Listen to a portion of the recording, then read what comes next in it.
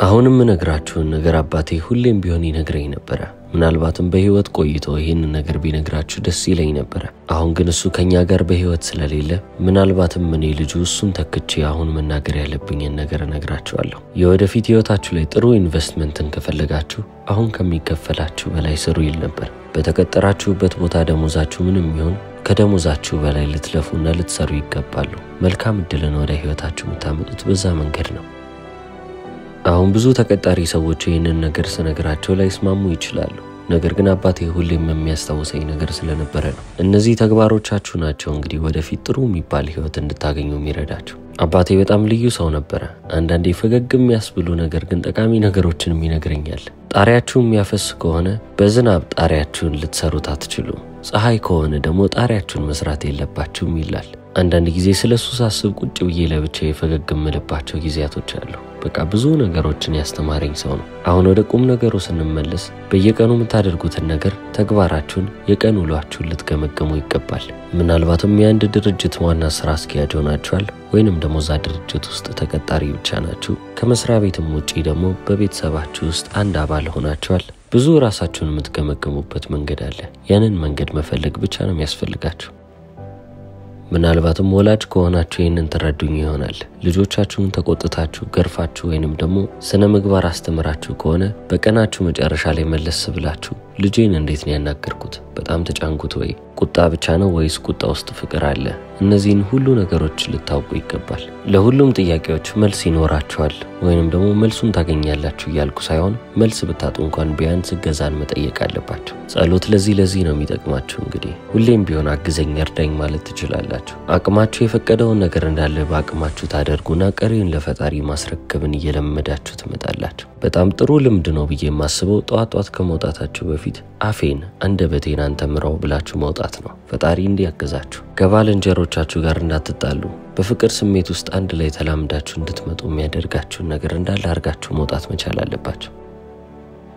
ሁለተኛ ምክር ቢጤ ጣል ብባል ፌስ ዩር ፊርስ እላለሁ። ፍርሃታችሁን ፊት ለፊት መጋፈጥ መቻል አለባችሁ። ፍርሃትን ማንበርከክ ከፈለጋችሁ በእግራችሁ ስር እንዲቀመጥላችሁና እናንተ ላይ ስልጣን እንዳይኖረው ከፈለጋችሁ ፍርሃታችሁን ልትጋፈጡት ይገባል። ፍርሃታችሁን የምታስወግዱበት ብቸኛው መንገድ እሱ ነው። ከራሳችሁ ጋር ግልጽ መሆንም በጣም አስፈላጊ ነው ብዬ አምናለሁ። የምትፈሩትን ነገር ለራሳችሁ ለመደበቅ አትሞክሩ። ይህንን ነገር እፈራለሁ፣ ይህንን ነገር በመፍራቴ ግን ምንድነው ያጣው ያለሁት? እንዴትስ ነው ይህንን ነገር መቀየር የምችለው ብላችሁ ለራሳችሁ ጠይቁ። በዛ መንገድ ላይ ለራሳችሁ ግልጽ ሆናችሁ ፍርሃታችሁ ለይታችሁ ካወቃችሁና ፍርሃታችሁን የሚያስወግድላችሁ ነገር መርጣችሁ ፐርሱ ካረጋችሁ ፍርሃትን በልጣችሁ ማትገኙበት ምንም ምክንያት የለም። እስከዛሬ ድረስ እያደረጋችሁ የመጣችሁትን ነገር ከዚህ በኋላም እያደረጋችሁ መቀጠል አለባችሁ ብሎ የወሰነባችሁ ማንም ሰው የለም። ስለዚህ ስልጣናችሁን በደንብ አርጋችሁ ተጠቀሙ። እንዴት አይነት ሰው ነው መሆን የምትፈልጉት? ምን አይነት እጣ ፈንታ ነው ለራሳችሁ የምትፈልጉት? እነዚህን ነገሮች አስቡና ለራሳችሁ ጥሩ ህይወትን አዘጋጁ። ተነሳሽነት ለብቻው እስከመጨረሻው ባይወስዳችሁም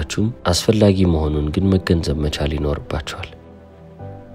እኔ በህይወቴ ከታደልኩባቸው ነገሮች ውስጥ አንደኛው የህይወት አስተማሪ ወይንም ሜንተር በማግኘቴ ነው። ይህ የህይወት አስተማሪም ደግሞ ያስተማረኝ አንድ በጣም አስፈላጊ ነገር አለ። ያለፉትን 6 አመታቶች ቁጭ ብዬ እንደመዘግብ ያደረኳቸውን ነገሮች እንዳስታውስና በወረቀት ላይ እንዳሰፈር አድርጎኛል። ይህንን ስላችሁ ሁሉንም ነገር ነው ያጻፈኝ። ጥሩ ብዬ ያሰብኳቸውንም ነገሮች፣ ህይወቴን የረዱኝ ነገሮች፣ ስህተቶቼን፣ በተጨማሪም ወደ ኋላ ጎትተው ያስቀሩኝንም ነገሮች ሁሉንም ጻፍኳቸውና እንግዲህ ወደፊት ህይወት ምን እንዲመስል ነው የምትፈልገው? በየትኛው መንገድ መሄድ ትፈልጋለህ ብሎ ሲጠይቀኝ የፈለኩትን መዳረሻ ነገርኩት። እዛ ነጥብ ላይ መድረስ የምትፈልግ ከሆነ እነዚህን ነገሮች ማስወገድ መቻል አለብህ ብሎ ሁሉንም ስህተቶቼን አወጣው። ከዛ በኋላ ነው እንግዲህ የተለየ 6 አመት ያሳለፍኩት። አሁን እናንተ ወፍ ብትሆኑ ያለፈውን 6 አመት እንዳሳለፋችሁት ሁሉ ቀጣዩንም 6 አመት ታሳልፉ ነበር። ምክንያቱም ወፍ ናችሁ። አሁን ግን እናንተ የሰው ልጆች ናችሁ። የሰው ልጅ ደግሞ ሁሌም ቢሆን ባለበት ቦታ ይቀራል ማለት አይደለም። ሁሌም መለወጥ ይችላል። ስለዚህ እናንተ ህይወት ከዛሬ 6 አመት በኋላ ምን ሊመስል ይችላል?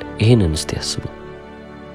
ስህተቶቻችሁን እያጸዳችሁ በመጣችሁ ቁጥር የወደፊት ህይወታችሁ የበለጠ ውብና ያማረ እየሆነላችሁ ነው የሚሄደው። በህይወታችን ሌላኛው በጣም አስፈላጊው ነገር ብዙ ጊዜ ልጆቻችንን ስንቀጣም ደግሞ ምን ነግራቸው ነገር ነው። እኛ ግን አዋቂ ሰዎች ከተባልን በኋላ ትልቅ ሰው ከሆነን በኋላ ምን ተገብረው ነገር ሳይሆን ችላ የምንለው ነገር ሆኗል። ምን ይሆን ካላችሁ ስህተታችሁን ማመናችሁ ነው። ከሁሉም ሰው በላይ ለራሳችሁ ግልጽ መሆን መቻል አለባችሁ። ጥፋት እንደሰራችሁ ለሰዎች ልታምኑ ትችላላችሁ። ከዛ በላይ ግን አስፈላጊ የሚሆነው ለራሳችሁ ማመናችሁ ነው። በቋንቋችን ውስጥ ካሉ በጣም ውብ የሚባሉ ቃላቶች መካከል አንደኛው ይቅርታ የሚለው ቃል ነው። ምክንያቱም አዳዲስ ግንኙነቶችን መመስረት የሚችል ትልቅ ኃይል ያለው ቃል ነው። ሁለት ሰዎች እንዳይነጣጠሉ አንድ ላይ በጋራ ሆነው በፊት የነበረውን መንገዳቸውን ቀይረው የሚያስማማቸው መንገድ ላይ እንዲሄዱ የሚያደርጋቸው ቃል ነው። ቀላል ነው ልላችሁ አልፈልግም። ምክንያቱም ብዙ ጊዜ አጥፍተን ይቅርታ ማለት ይከብደናል። ሳናጠፋም ይቅርታ ማለት ደግሞ በጣም ከባድ ነው። ነገር ግን አስፈላጊ ነው። የህይወት ጥበብ ብላችሁ ያዙት።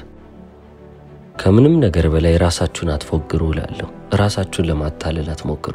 ሰዎች ጋር ሄዳችሁ ምንም ለመምሰል ልትሞክሩ ትችላላችሁ። እሺ ብዬ ላልፈውም እችላለሁ። እቤታችሁ ለብቻችሁ ስትሆኑ ግን ይሄው እኔ እንትና መባል ግለሰብ እንደዚህ አይነት የህይወት ሁኔታ ላይ ነኝ፣ እንዲህ አይነት ስህተቶችን ሰርቻለሁ፣ ማንንም ማታለልና መፎገር ብችል ራሴን ግን ላታለል አልችልም ብላችሁ ለራሳችሁ ግልጽ ልትሆኑ ይገባል። በህይወቴ በጣም ዝቅተኛ የምለው ነጥብ ላይ የተቀመጥኩ ጊዜ ከራሴ ጋር ያደረኩት ነገር ተመሳሳይ ነው። ይሄንን ነው እኔ ያደረኩትን ነገር ነው አድርጉ እያልኩ እየነገርኳችሁ ያለሁት። በዛ ሰዓት በዛ ጊዜ ላይ ይሄ ነገር ድጋሚ በህይወቴ እንዲፈጠር አልፈልግም ብዬ ለራሴ ቃል ገባሁ። ይሄው ህይወቴም ከዛ ጊዜ ጀምሮ ተቀይሯል። ስለዚህ እኔ ያደረኩት ነገር ለኔ ከሰራ ለእናንተ የማይሰራበት ምንም ምክንያት የለም። ወደ ቀጣዩ ነጥቤ ሳልፍ በህይወታችሁ እስከዛሬ ምን አይነት ግብ ስታወጡ እንደነበር አላውቅም። ነገር ግን ከዚህ በኋላ እነዛን ግቦች ቁጭ ብላችሁ ልታጠኑ፣ መቀየር ያለባቸውንም ነገሮች ልትቀይሩ ይገባል። የተሻለ ግብ ማውጣት ካለባችሁ ያንን አድርጉ። አድርገዋለሁ ችለዋለሁ ብላችሁ ካሰባችሁት ነገር በላይ ለማድረግ ለምን አትሞክሩ? ምን ይመጣል? በፈጣሪ ማመን አለባችሁ። ይሄ በጣም ግልጽ ነው። ከዛ በተጨማሪም ደግሞ በራሳችሁ ልታምኑ ይገባል። ከራሳችሁም አልፋችሁ በማህበረሰባችሁ፣ በሀገራችሁ፣ በአጠቃላይ በዓለምም ህዝብ ልታምኑ ይገባል። በዓለም ኢኮኖሚ ሊፈጠሩ በሚችሉ ነገሮች፣ በበጎ ነገሮች፣ በሁሉም ጥሩ በሚባሉ ነገሮች ውስጥ እምነትን እየጣላችሁ ይለፉ። እምነት መጥፎ ነገር አይደለም። እምነት ህይወታችሁን የበለጠ ውብ እያደረገላችሁ የሚሄድ ነገር ነው እንጂ የሚያደበዝዝ አይደለም። አሁን ላይ ምንም ያላችሁበት ቦታ ጨለማ ቢመስልም ሮክ ቦተም እንደሚባለው የመጨረሻ ታች የሚባለው ቦታ ላይ ነኝ ብላችሁ ብታስቡ ነገ የተሻለ እንደሚሆን ልታምኑ ይገባል። ይሄ ሁሉ ደግሞ የሚጀምረው በራሳችሁ ስታምኑ ነው። እናንተ መማር የማትችሉት ምንም አይነት ስኪል የለም። ክህሎት ካላችሁ ሁሉንም መማር ትችላላችሁ። በሁሉም አይነት ስራ ውስጥ ብቁ ልትሆኑ ትችላላችሁ። ምክንያቱም በቂ ናችሁ። ሁሌም ቢሆን ዋጋ እንዳላችሁ ልታውቁና ልታስታውሱ ይገባል። ቀጣዩ ምክር የሚሆነው ደግሞ ጥበብን ፈልጉ የሚል ምክር ነው። ለእያንዳንዱ ጥያቄ መልስ ሊሆንላችሁ የሚችለው ጥበብ ነው። ጥበብ ካላችሁ እያንዳንዱ ጥያቄ ብላችሁ ያሰባችሁት ነገር እንዳለ መልስ እያገኘላችሁ ይሄዳል። የምትፈልጓትም ጥበብ ደግሞ እምነትን እንድትጨምሩ የሚያደርጋችሁ ጥበብ መሆን አለበት። ነገ የተሻለ እንደሆነ እንድታስቡ የሚያደርጋችሁ፣ ተስፋችሁ እንዲለመልም የሚያደርጋችሁ፣ በየቀኑ ብርሃናችሁን እየጨመራችሁ የበለጠ እያወቃችሁ የበለጠ ለሰው እየደረሳችሁ እንድትሄዱ የተሻለ ሰዎች እንድትሆኑ የሚያደርጋችሁን ጥበብ ፈልጉ። ጥበብ ካላችሁ ሁሉም ነገር አላችሁ ብዬ አምናለሁ። በንጉስ ሰለሞን ጊዜ ሁለት እናቶች ተጣልተው ነበር። አንድ ልጅ አለ። ሁለቱም እናቶች ይሄ ልጅ የኔ ነው እያሉ ወደሱ ይመጣሉ። ትክክለኛዋም እናት የኔ ነው ትላለች፣ ትክክለኛ ያልሆነችውም እናት የኔ ነው ትላለች። ንጉስ ሰለሞንም ይሄንን ሕፃን ልጅ ወደኔ አምጡት አለ። ይሄንን ልጅ ለሁለት እንከፍለዋለን፣ ግማሹን ለአንደኛዋ ሌላኛውን ቀሪውን ደግሞ ለሌላኛዋ እናት እንሰጣለን ሲል ትክክለኛዋ እናት መጮህ ጀመረች። ልጁ ከሚገደል ለሷ ስጣት ብላ መጮህ ስትጀምር ትክክለኛዋን እናት አወቅኩ አለ። ጥበብ ማለት እንግዲህ ይሄ ነው። ጥበበኛ ስትሆኑም በህይወት የምትሸለሙት እንደዚህ ነው። መልስን ታገኛላችሁ። ምንም እንኳን አስጨናቂ በጣም ከባድ የሚባል ጊዜ ላይ ብትሆኑ መልስ ግን ሁሌም ወደ እናንተ ትመጣለች። ምክንያቱም ጥበብ እናንተ ጋር ቁጭ ብላለች። ለዚህ ነው ንጉስ ሰለሞን ጠቢቡ ሰለሞንም የሚባለው። ዓለም ላይ እንደሱ አይነት ጥበበኛ አልነበረም ይባላል። ስለዚህ ዕለት ተዕለት በምታደርጉት ጸሎታችሁ ውስጥ ጥበበኛ አድርገኝ፣ ጥበብን ስጠኝ ብትሉና ብትለምኑ ጥሩ ነው። ምክንያቱም እያንዳንዱ ቻሌንጅ፣ እያንዳንዱ ፈተና፣ በህይወታችሁ የሚያጋጥማችሁ እያንዳንዱ መሰናክል መፍትሄው የሚገኘው ጥበብን ስትይዙ ነው። ምናለ ችግሮቼ ባልኖሩ ወይንም ደግሞ ባልተፈጠሩ ብላችሁ አትጸልዩ። ነገሮች ቀለል ከሚሉላችሁ ይልቅ እናንተ የተሻለ ብትሆኑ ይሻላችኋል። ስለዚህ እናንተ መጠንከርን፣ እናንተ መሻልን ፈልጉ።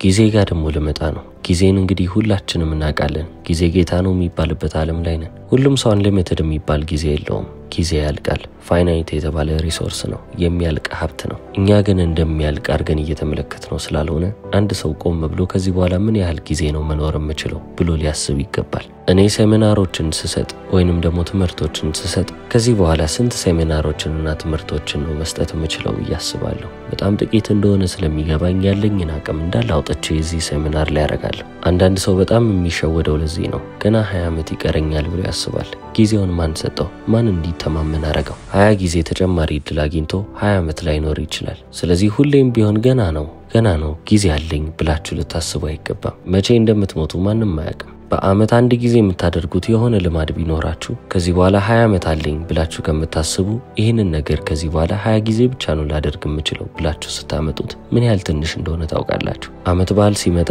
መሰላቸት፣ ሁሌም እኮ ይሄ ነገር አለ ብሎ የማሰብ አዝማሚያ አለ። ከዚህ በኋላ ስንት አመት በዓል እንደሚኖራችሁ ስታስቡ ግን በጣም ጥቂት መሆናቸውን ስታውቁ የዛኔ ሪያሊቲ ይመታችኋል፣ እውነታው ግልጽ ይሆንላችኋል። እኔም በሴሚናሮቼ ላይ ያቅሜን መሞከረው ሁሉንም ነገሬን አሟጥቼ እየሰጠኋቸው ያለሁትም ለዚህ ነው። ከዚህ በኋላ ጥቂት ሴሚናሮች ብቻ እንደቀሩኝ ያውቃለሁ። ብዙ ጊዜ እንደሌለኝም እረዳለሁ። ለዛም ነው አሁን ላይ ያቅሜን ሁሉ አሟጥጬ እየሰጠኋቸው ያለሁት። በውስጣችሁ ትንሽም ቢሆን ክብር ያላችሁ ሰዎች ከሆናችሁ፣ ትንሽም ቢሆን ሞራል ያላችሁ ሰዎች ከሆናችሁ፣ ህይወቴን በሐቅ ልኖር ብላችሁ የምታስቡ ሰዎች ከሆናችሁ ነገ እንደምትሄዱ እያወቃችሁ ነገ እንደማትኖሩ እያወቃችሁ ዛሬ ላይ ያቅማችሁን ጥግ ሳትጠቀሙ አታልፉም። በደንብ ትለፋላችሁ። ያላችሁን ሁሉ አሟጣችሁ ለመስጠት ነው የምትፈልጉት። በህይወታችሁ ውስጥ ትክክለኛ ሀብትን መገንባትም ከፈለጋችሁ ደሞዛችሁ በቂ አይደለም። ከደሞዝ በላይ ትርፍን ልታስቡ ይገባል። ትርፋችሁንም ደግሞ ልትዝናኑበት አይደለም፣ መልሳችሁ ሪኢንቨስት ልታደርጉት ወይንም ደግሞ ጥቅም ላይ ልታውሉት፣ ገንዘባችሁ እንዲሰራ ልታደርጉት ነው። በዛ መንገድ ነው ሀብት እየተገነባ የሚመጣው እንጂ ደሞዝ በጨመረ አይደለም። ከምንም ነገር በላይ ቤተሰባችሁን ለመጠበቅ ብትወስኑ ይሻላችኋል። ምክንያቱም አሁን ከባድ የሚባል ጊዜ ላይ ነን። ይህንን ስላችሁ እስከዛሬ ቀላል የሚባል ጊዜ ነበር እያልኩ አይደለም። የሰው ልጅ እዚህ ዓለም ላይ ከመጣባት ጊዜ ጀምሮ ነገሮች እንዳለ ከባድ ናቸው። ነገር ግን እንደዛም ቢሆን ዞር እያላችሁ ወላጆቻችሁን፣ ቤተሰቦቻችሁን፣ ልጆቻችሁን ሁሉንም ሰው ብትመለከቱ ይሻላል። አይናችሁ ያየ የምትወዷቸው ሰዎች እንዲበላሹ አትፍቀዱ። እናንተ እስካላችሁ ድረስ ነገሮችን ማስተካከል ካለባችሁ ያንን ማድረግ አለባችሁ። ከሚታዩትም ከማይታዩትም የህይወት አደጎች ቤተሰቦቻችሁን የምትወዷቸውን ሰዎች ለመጠበቅ ሞክሩ። በመጨረሻም ያለነሱ ምንም ናችሁ። ምክንያቱም እነሱ ባይኖሩ ኖሮ እናንተም አትኖሩም። የምትወዷቸው ሰዎች እንዳለ እዚህ ዓለም ላይ ባይኖሩ ደግሞ ለእናንተም ህይወት አጓጊ አይሆንም። ለነሱ ብላችሁ ነው የምትሰሩት፣ ለልጆቻችሁ ብላችሁ ነው የምትለፉት። እየሰለቻችሁም ህይወታችሁንም እየጠላችሁት አሁንም እየሄዳችሁ ያላችሁት፣ አሁንም እየገፋችሁ እየበረታችሁ ያላችሁት ለምትወዷቸው ሰዎች ብላችሁ ነው። ያን ያህል ርቀት ደግሞ ለምትወዷቸው ሰዎች ከሄዳችሁ እነሱንም መጠበቅ አንዱ የህይወት ኃላፊነታችሁ ብታደርጉት ጥሩ ነው።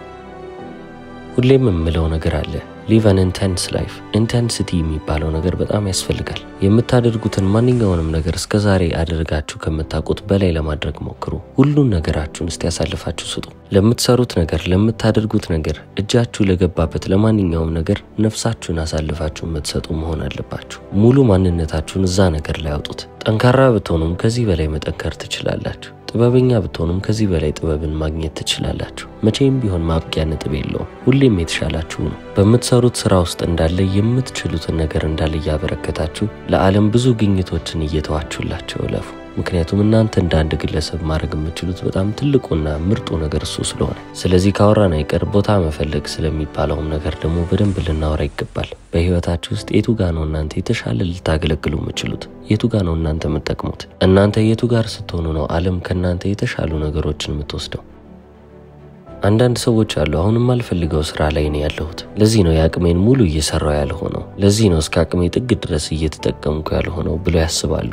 ይሄ ፍልስፍናቸው፣ ይሄ አመለካከታቸው ነው ወደ ኋላ እንዲቀሩ ያደርጋቸው። በማይወዱት በማይጠሉት ስራ ላይ ያቅማቸውን ጥግ ቢጠቀሙ ኖሮ ከዛ ስራ የመውጫ ብቸኛ መንገዳቸውን ያገኙ ነበር። ብቸኛ መሻሻያ፣ ብቸኛ ማምለጫ መንገዳችሁ ሁሌም ቢሆን ማድረግ ያለባችሁ ነገር ማድረጋችሁ ነው። ስራችሁን ብትወዱትም ባትወዱትም እናንተ ያቅማችሁን ጥግ ልትጠቀሙ ልትጠቀሙ ይገባል። ቅድም አባቴ ያለውን ምክር ብዬ ጀመርኩላችሁ ነገር አስታውሱ። ከሚከፈላችሁ በላይ ስሩ ይል ነበር። የሚከፍላችሁ ስራ እናንተ ማትወዱት ስራ ቢሆንም አሁንም ድረስ እየከፈላችሁ ስለሆነ አመስጋኝ ሁኑ። ከዛ ስራ ለማምለጥም ከፈለጋችሁ ያቅማችሁን ጥግ አሟጣችሁ መጠቀም መቻል ይኖርባችኋል። በዚህ ፍልስፍና ውስጥ በዚህ አመለካከት ውስጥ ስትራመዱ ነው እንግዲህ በህይወት ረጅም ርቀትን የምትጓዙ በጣም ውብና ድንቅ የምትባሉ ሰዎች የምትሆኑት። መጽሐፍ ቅዱስ ላይ አንድ ጥቅስ ተጽፏል። የሰው ስጦታ መንገዱን ታሰፋለታለች፣ በታላላቆችም ፊት ታገባዋለች ይላል። ስጦታችሁ ምንድነው? እናንተ እዚህ ምድር ላይ ስትመጡ ምን አይነት ስራዎችን ነው መስራት ያለብኝ ብላችሁ ታስባላችሁ? የህይወታችሁስ ዓላማ ምንድነው? እናንተ ተሰጥኦ አለኝ ብላችሁ የምታስቡት ጎናችሁ የትኛው ነው? መክሊታችሁን ፈልጉ።